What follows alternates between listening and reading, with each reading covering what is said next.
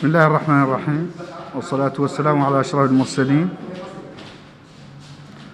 سادة المواطنين، سادة الصحفيون، مرحبا بكم في نقطتكم الصحفية اليومية حول جائحة كورونا،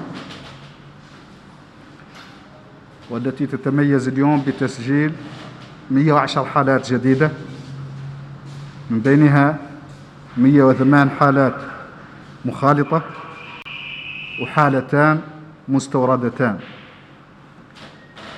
كما نسجل اليوم بارتياح شفاء 33 من الأشخاص اللي كانوا مصابين بهذا المرض، ونسف لسقوط ضحيتين لهذا المرض، ونترحم على أرواحهم.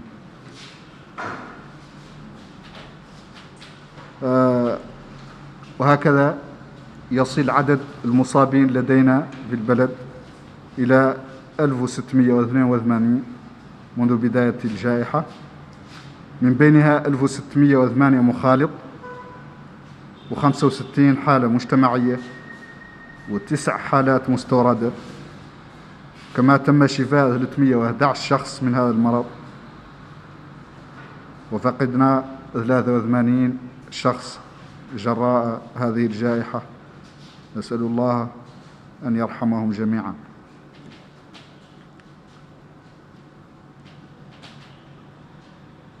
أما بالنسبة للحالات النشطة اليوم فعددها 1288 تحت الرعاية، من بينها 1150 حالة بدون أعراض، و121 لديهم أعراض خفيفة، و17 حالة في التكفل المتقدم. أما بالنسبة للفحوصات وصل عددها اليوم إلى 798 فحص، من بينها 64 للمتابعة و734 للتشخيص. تتوزع كالتالي بين الولايات: 542 في ولاية نواكشوط، 32 في الحوض الشرقي، 36 في أدرار، 72 في العصابة، 8 في البراكنة، فحصين من قديماقة، 14 في نواذيبو، و28 في الترارزي. أما الحالات الجديدة فتتوزع كالتالي: 4 حالات في أوجفت، 23 في كيفا، 2 في سيليبابي، 8 في دار النعيم، 3 في تيارت، 4 في توجونين، 8 في القصر، 1 في السبخة، 39 في تفراق زينة، 15 في عرفات، و3 في الرياض.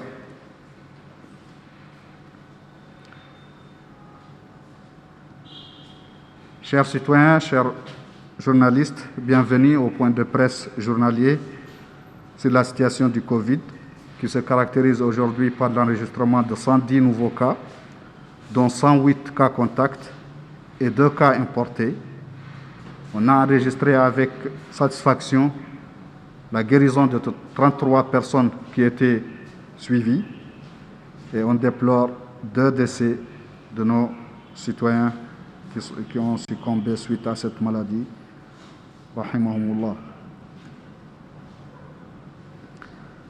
Ceci porte le nombre de cas enregistrés dans le pays depuis le début de l'épidémie à 1682 cas, dont 1608 de contacts, 65 cas communautaires, 9 cas importés, 311 guérisons jusqu'ici, et malheureusement on a perdu 83 personnes suite à cette maladie. Rahimahumullah.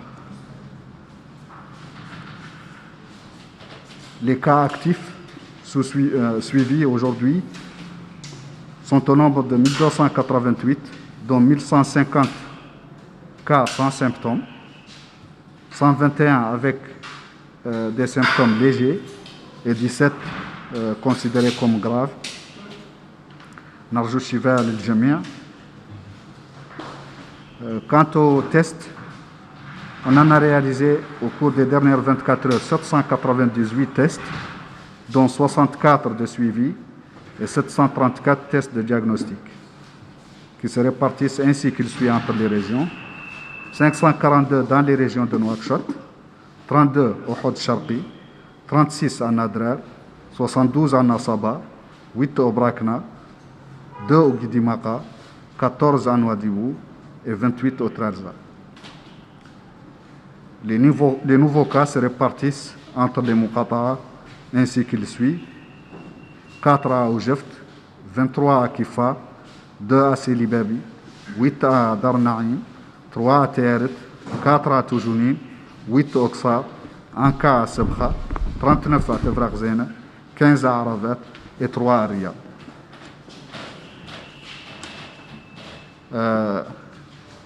ولمنامس بالتعليق اللي عدلت، دعوت المواطنين للتوجه للمستشفيات، ويبدو على ثم التباس في فهم هذه الدعوة، اللي يبدو على ثم بعض المواطنين بدأوا بالذهاب إلى المستشفيات طلبا للفحص، إلا أن المستشفيات ما هي مراكز للفحص، المستشفيات مراكز أساسا للعلاج. قد تعدل بعض الفحوص المرضى اللي اصلا جايين الحالات اخرى يشكوا من امراض اخرى ويعانوا من مشاكل اخرى، يقدوا الاطباء يرتاوا على انهم يعدلوا لهم فحوص. يقال ما هي مراكز للفحوص اللي هي المستشفيات، هي مراكز الاحرى للتكفل.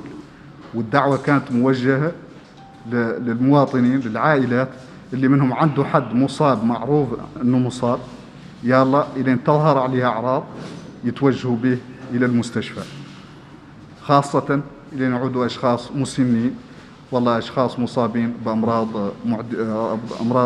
مزمنة، يا الله ينقاس بهم المستشفيات.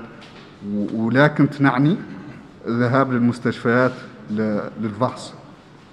أما الفحص فهو متوفر في المراكز الصحية، في المؤسسات الصحية القاعدية اللي هي النقاط الصحية والمراكز الصحية، وأيضا متوفر ابتداء من يوم الاثنين في المراكز اللي فتحتها مؤسسة الجيش في استاد كابيتال في العاصمة هون، وفي استاد في ملح بالنسبة للأحياء الجنوبية من المدينة، وفي مركز الأم والطفل في الميناء.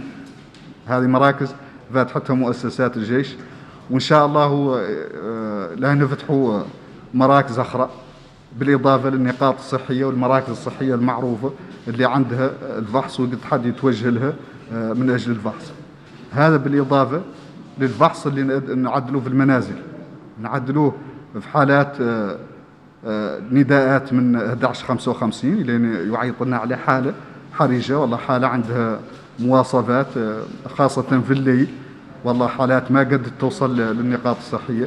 عندنا فرق حسب الممكن، ذيك الفرق قد تتنقل وتجي لبعض المنازل تعدل فيهم فحوص. أيضا تعدل فحوص في المنازل للأشخاص المخالطين، وتعدل الأشخاص المصابين اللي في المنازل ولا عندهم أعراض، يقارب في إطار المتابعة قد ينجاهم اللي يعدلوا لهم فحوص. إذن المستشفيات ما هي مراكز للفحوص ولا يلا حد يقيسها من أجل الفحص. J'avais dit avant-hier dans mon commentaire que les personnes infectées qui présentent des signes devraient être amenées dans les structures hospitalières, dans les hôpitaux. Et ce message apparemment n'a pas été bien compris, car il semblerait que certains citoyens se sont présentés dans les hôpitaux en demandant le test de dépistage. Alors, je précise aujourd'hui, les hôpitaux ne sont pas des sites de dépistage. Ils peuvent bien faire du dépistage quand ils reçoivent des malades dans le cadre de leurs activités au service des urgences ou aux autres services de l'hôpital. Quand les médecins jugent utile de faire un test de dépistage, ils le feront, mais les hôpitaux ne sont pas des sites de dépistage.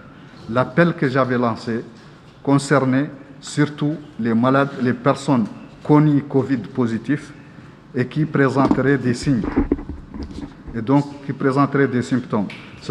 C'était par rapport à ces personnes et nous demandons à ce que ces personnes soient amenées dans les hôpitaux, en particulier les personnes âgées et les personnes ayant des pathologies chroniques. Et donc cet appel ne concerne pas toute la population, ce n'était pas un appel au dépistage dans les structures hospitalières qui ne sont pas destinés à cela. Par contre, les centres de santé, les postes de santé, c'est-à-dire les structures de santé de base, disposent du test et peuvent effectivement répondre à cette demande. Aussi, il y a des sites qui ont été ouverts par l'armée nationale. Il y a 3 sites qui ont été ouverts, qui vont commencer à travailler surtout à partir du lundi. Ils ont été lancés aujourd'hui par le ministre, son Excellence, Monsieur le ministre de la Santé, et son Excellence, Monsieur le ministre de la Défense. Et donc, ces sites, il y en a 3. Un site au stade de la capitale, un site dans le stade du quartier de Mellah et un site dans le centre de santé mère-enfant à Elmina. Et certainement, on va ouvrir d'autres sites dans d'autres quartiers de la ville. Et ce sont des sites destinés surtout au dépistage, en plus des structures de santé de base, c'est-à-dire les centres et les postes de santé. En plus de cela, il y a les équipes mobiles qui font du dépistage en réponse aux appels du 1155, les alertes lancées par le 1155, en particulier la nuit, quand les structures de santé ne fonctionnent pas, ne sont pas ouvertes. Et aussi, dans le cadre du suivi, soit des contacts, soit des personnes connues Covid positives. Et dans le cadre de leur suivi aussi, des tests peuvent être faits à domicile, surtout dans ces situations. Donc l'appel que j'avais lancé, je reprécise, ne devrait pas être compris comme étant un appel à la population d'aller dans les hôpitaux pour le dépistage, parce que ce n'est pas la mission des hôpitaux et ils ne devraient pas faire ça. Sur ce, je vous remercie et à demain, Inch'Allah.